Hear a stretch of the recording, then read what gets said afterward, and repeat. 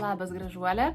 Taigi šitas video įrašas tam ir skirtas, kad pilnai suprastume, kaip prižiūrėti odą aplinkui akis, kad jinai būtų mažiau raukšlėta, nepaburkusi, nepatamsėjusi ir išduotų apie tai, kad mes tikrai mokame jais pasirūpinti. Taigi yra 3 patys svarbiausi dalykai, ką mes turime žinoti apie paakius. Tai pirmiausia, teisingas nuvalymas, tą mes naudosim ir mokinsimės naudoti akių makiažo valiklį. Tada paakių kremas ir kaip teisingai jį užtepti ir kokį paakių kremą pasirinkti pagal jūsų amžių ir poreikį, bei kaip atgaivinti paburkusius paakius, nuimti patinimą, patamsėjimus ir suteikti dar daugiau drėgmės. Tai yra 2 dalykai, galima rinktis irgi pagal poreikį ir biudžetą. Pats pirmas ir tikrai svarbiausias etapas tai yra paakių higiena, teisingas nuvalymas tiek makiažo, tiek apskritai odos aplinkui akis, kaip su ja elgtis. Tai tam reikalui mes turim 2 labai svarbius dalykus, tai yra akių makiažo valikliai ir servetėlės, kurios yra specialiai tokios plonos, kad nebraižytų gležnos paakių odos. Taigi parodysiu, kaip tai daryti praktiškai, nes būtent praktika yra geriausia mokytoja, ar ne? Tai pasiimu 2 lapelius, jūs kol kas suglaudžiu, pavartau valiklio buteliuką, kad susimaišytų abi fazės, nes mes galime jo valyti ir atsparų vandenį makiažą. Patapšnuojame šiek tiek valiklio, galima liesti servetėlės drėgnomis rankomis, tikrai neprasiskies valiklis, būkit ramius. Ir labai svarbus momentas, nepaėmus trinti paakius, o gražiai uždėti kaip kompresiukus. Va taip uždedam, įsipatoginam, jie reikia truputėlį kilsteli mantakius, jeigu raukšlyčių daugiau. Ne, va tai va, kad tiesiog, kad servetėlė kiek įmanoma priglustų drėgniausia dalimi prie blakstienų. Ir jeigu padažyti vokai, tai labai svarbu, kad priglustų servetėlį prie viso makiažo. Ir taip, pamedituodamos, paskaičiuodamos ir patapšnodamos, be jokių tokių atleidimų, turim prispaudusios laikyti, kad gerai liestųsi servetėlį prie tušo, pavyzdžiui, šiuo atveju, ar ne? Jau turbūt matosi, kad persišviečia tušas. Nes šito valiklio esmė ir didžiausia paskirtis yra ta, kad be trynimo puoselėjant tiek blakstienas, tiek odą mes švelniai nusivalytume makiažą. Toliau, antras žingsnelis, po to, kai jau pritapšnojom, suimam diskelius už apačios, su viršutiniais pirštukais paspaudžiam ir braukiam žemyn.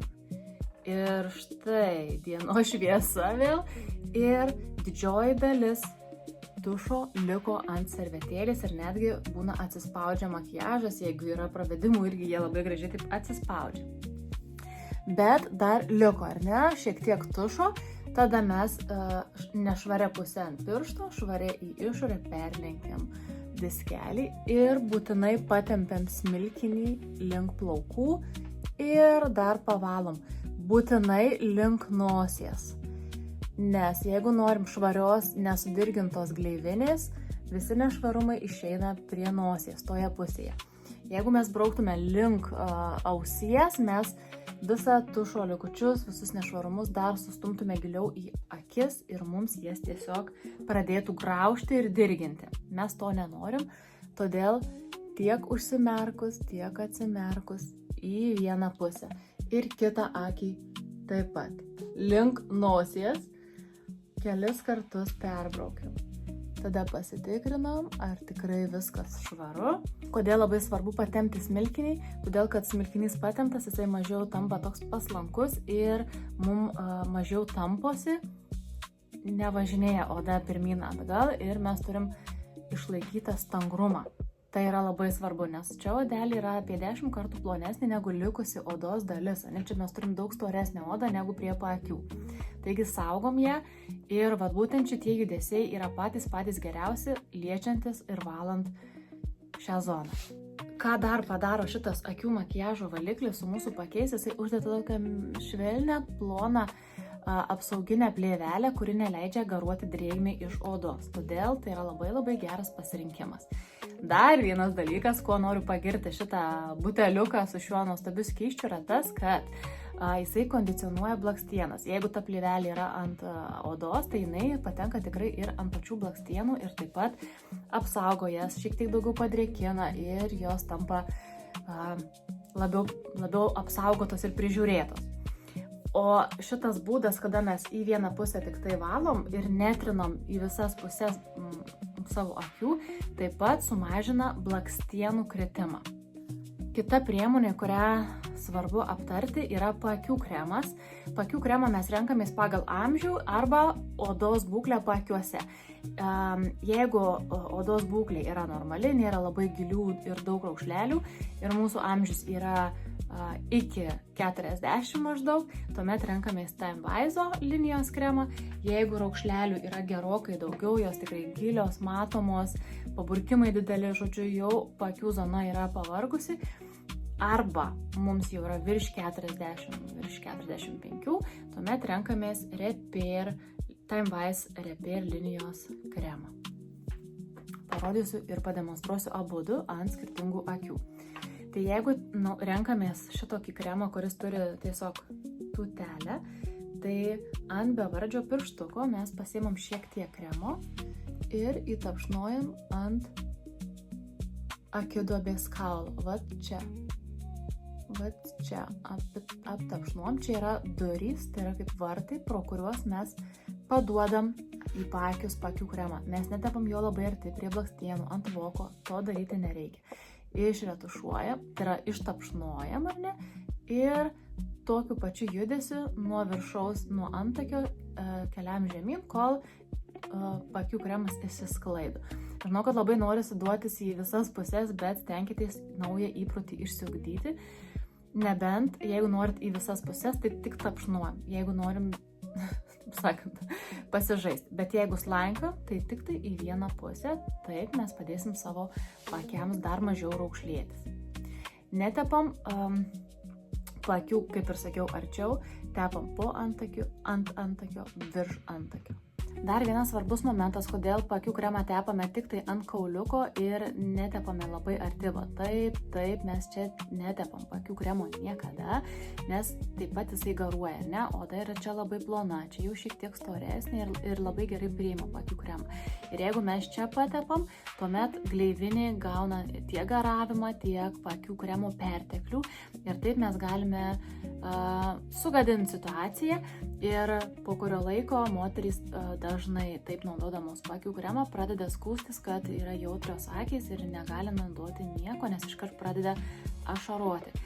Tai jeigu nenorit ašaroti, užsitepus bet kokią priemonę prie akių, tai paakių kremą naudokite su saiku ir ten, kur jam priklauso. Jeigu mes turime paakių kremą, kuris turi galvutę, kaip šiuo atveju, Time Wise Repair kremas, tuomet mes išsispaudžiam šiek tiek kremuko ir tą patį padarom tik ne su pirštu, o su galvute.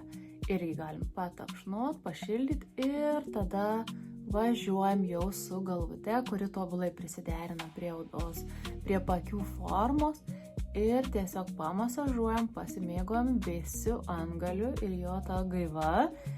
Ir čia galima stipriau paspausti, čia turim masažą, čia turim daugiau raukšleles aktyvinančių tokių faktorių, ar ne?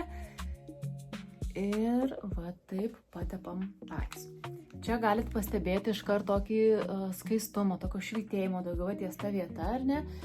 Paakių kremas lengvesnis to neduoda, jisai greit susigeria ir tampa nematomas, o Repair kremas duoda papildomų švytėjimų.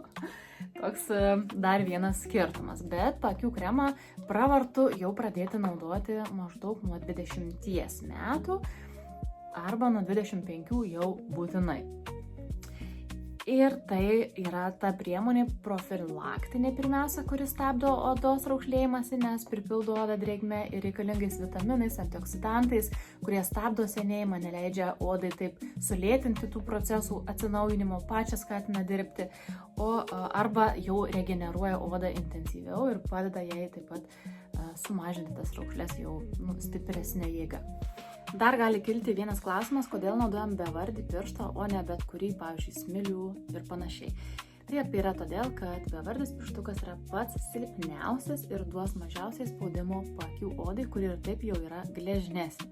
Galit pasidaryti pratimą, pirmiausia su stipriu pirštu, su kitu stipriu, net mažylis yra stipresnis už bevardį.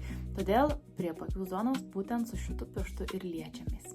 Na štai, ir trečias dalykas, trečia svarbi priemonė, tai yra odos dreikinimas ir paburkimų mažinimas. Tai čia mes turim paakių želytę arba paakių pagalvėlės. Paakių želė yra absoliučiai nepriešraukšlinė, todėl ją gali naudoti tikrai ir jaunesnio amžiaus mergaitės, paauglės, kurios tikrai jau, ant kurių tikrai jau matosi, kad odelė yra pavargusi, ar nuo mokslų, ar po ligos, ar šiaip oda yra sausa ir matosi įvairių šerpetojimai paakių zonoje, antakių zonoje. Tai tikrai galima duoti paakių želiukę, patepti ir turėti gerą pridrėkinimą. O kitas variantas, intensyvesnis, yra paakių pagalvėlės. Aš čia pademonstruosiu, kaip jas užsidėti, nes yra du būdai. Taip, tai turime šiuos rožinius padelius. Mat, štai taip jie atrodo. Ir jie jau veikia intensyviau. Jie turi ir priešraukšlinį poveikį, ir paburkimus mažinantį poveikį, pridrėkinimą, spindesio suteikimą ir taip pat apsaugą nuo žalingo aplinkos poveikio. Ir čia mes matome, kad jinai yra lašelio formos ir turi tokią noselę, ar ne? Tai tą noselę mes pasirenkam, į kurią pusę dėti. Jeigu pas mus yra labai daug paburkimų, bet šitoj vietoje ne problema, tuomet mes didžiąją dalį dedam ant šios vietos ir noselė keliauja link antakio, ar ne? Va tas smailioji dalis. Jeigu mes turime didžiąją problemą kaip žąsies kojelės ir paakių raukšlelės šitoje zonoje, ar ne, ties smilkiniu, tuomet paakių pagalvėlę mes dedame nosele prie noselės. Štai šituo būdu. Ir didžioji dalis pagalvėlės atitenka raukšlėms mažinti, ar ne? Čia paburkimai, čia raukšlės. Kas turi mažą veiduką, iš tikrųjų skirtumas nėra didelis, nes tikrai didelė dalis pagalvėlės patenka ir ties paburkimais. Čia mes turime dar šlapius pirštus, tai galime patepti kažkur į kitas raukšlytes. Čia vat galim patepti, kad tą skystimoką dar panaudoti arba sutepti, kaip aš viską mėgstu, į rankų dekoltę. Aš taip vadinu šitą zoną, nes tai yra tokia pati oda kaip ir mūsų dekoltė ir mes tikrai turim ją puoselėti atsakingai. Tai štai tokia yra paakių priežiūra. Tikiuosi viskas aišku, o jeigu ne, visada laukiu jūsų klausimų, komentarų, širdelių ir pasidalinimų.